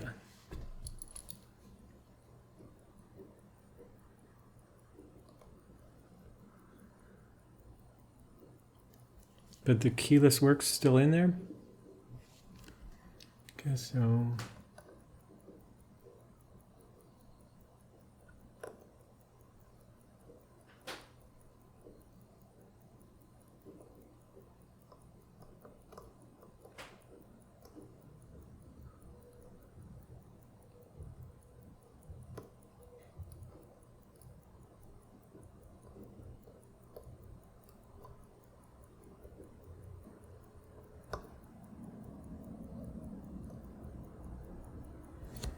Okay.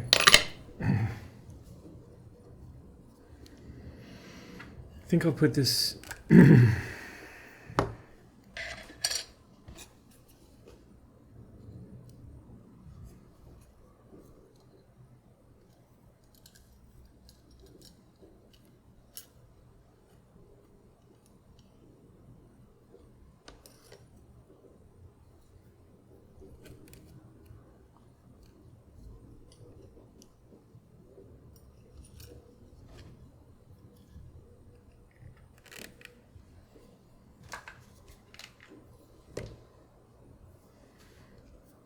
So now what I need to do is take these 3 screws and put them in that location.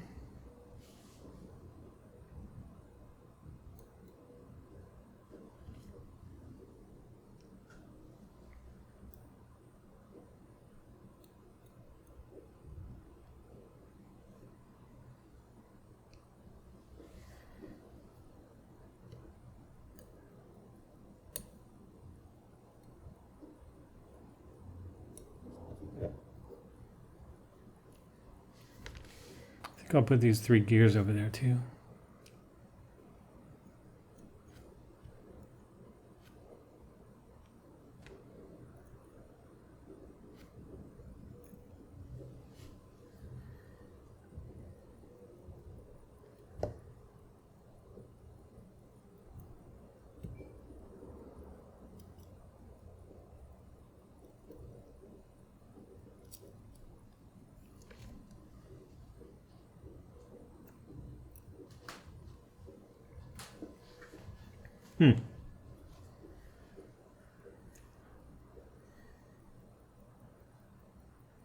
Wow, that's again, it's going to be very helpful to have this,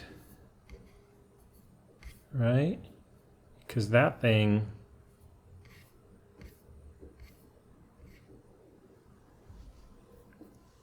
it says remove what? Remove the mainspring barrel. Okay, but first we got to put this also, I guess, with this mainspring barrel.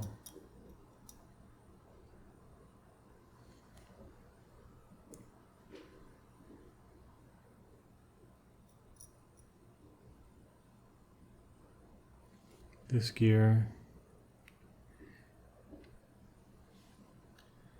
Now, I think it's almost done. This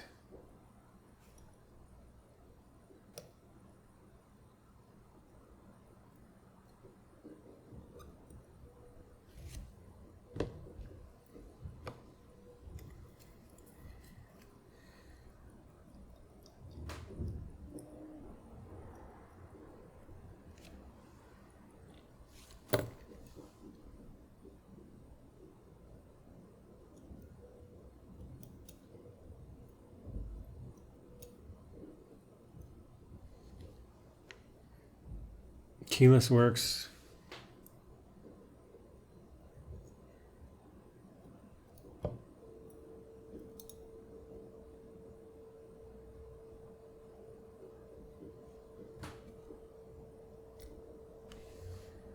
There's some springs on the other side of that.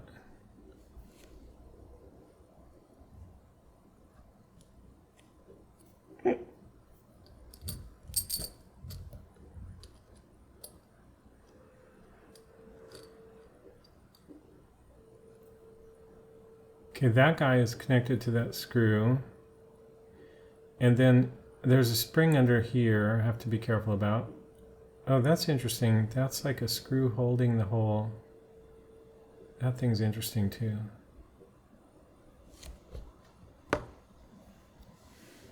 What's the recommendation? Remove the jewel housing. Yeah, I did that. Remember to close it. Unscrew and remove the lower cap jewel. Okay. And then remove that keyless works cover stuff.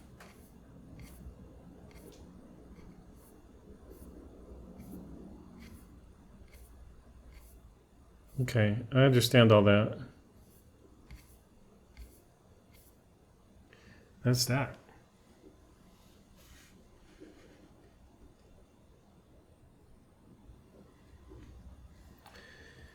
So we're gonna... Oh man, I'm late.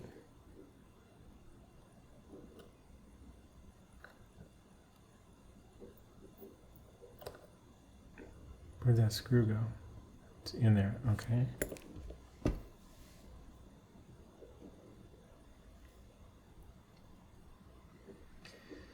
And then these guys.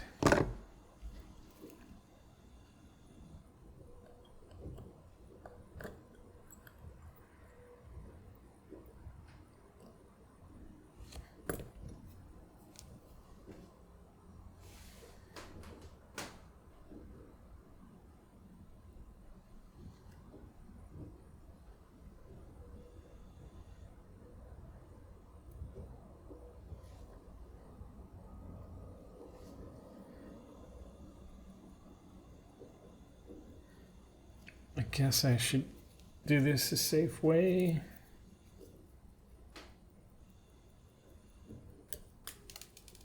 I just heard something fly. Was it the... Yeah, it was that little guy. So I know what I'm looking for there.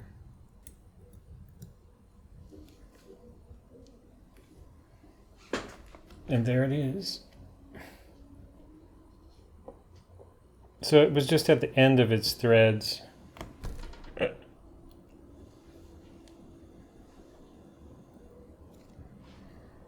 That was this guy. Oh, and there's a screw for it. Okay, the cool thing is I recognize all this stuff. Like I'm pretty familiar with the ETA 2472 now. I guess I'm going to remove that.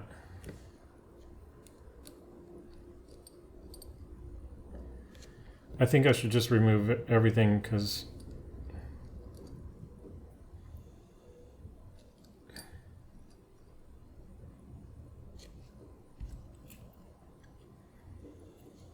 so these guys,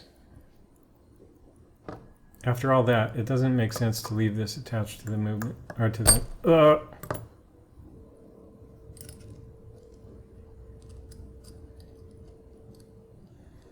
So the thing about this is, like, if this is caught with 4 points and it's kind of tight, that shouldn't happen.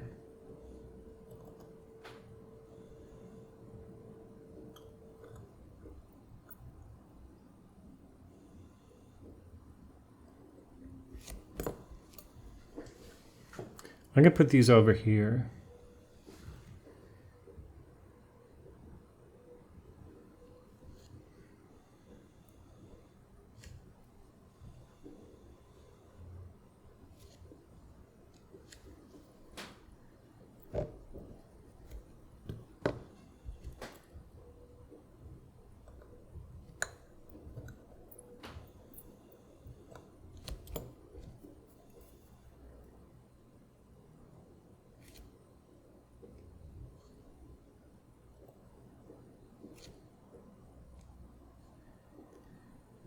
And then the only thing else is that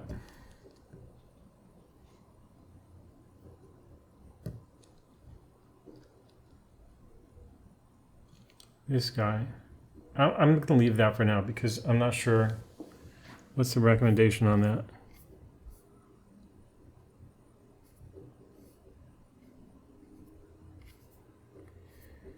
Doesn't show it being removed there. Okay, so that's the disassembly, and I have to run now.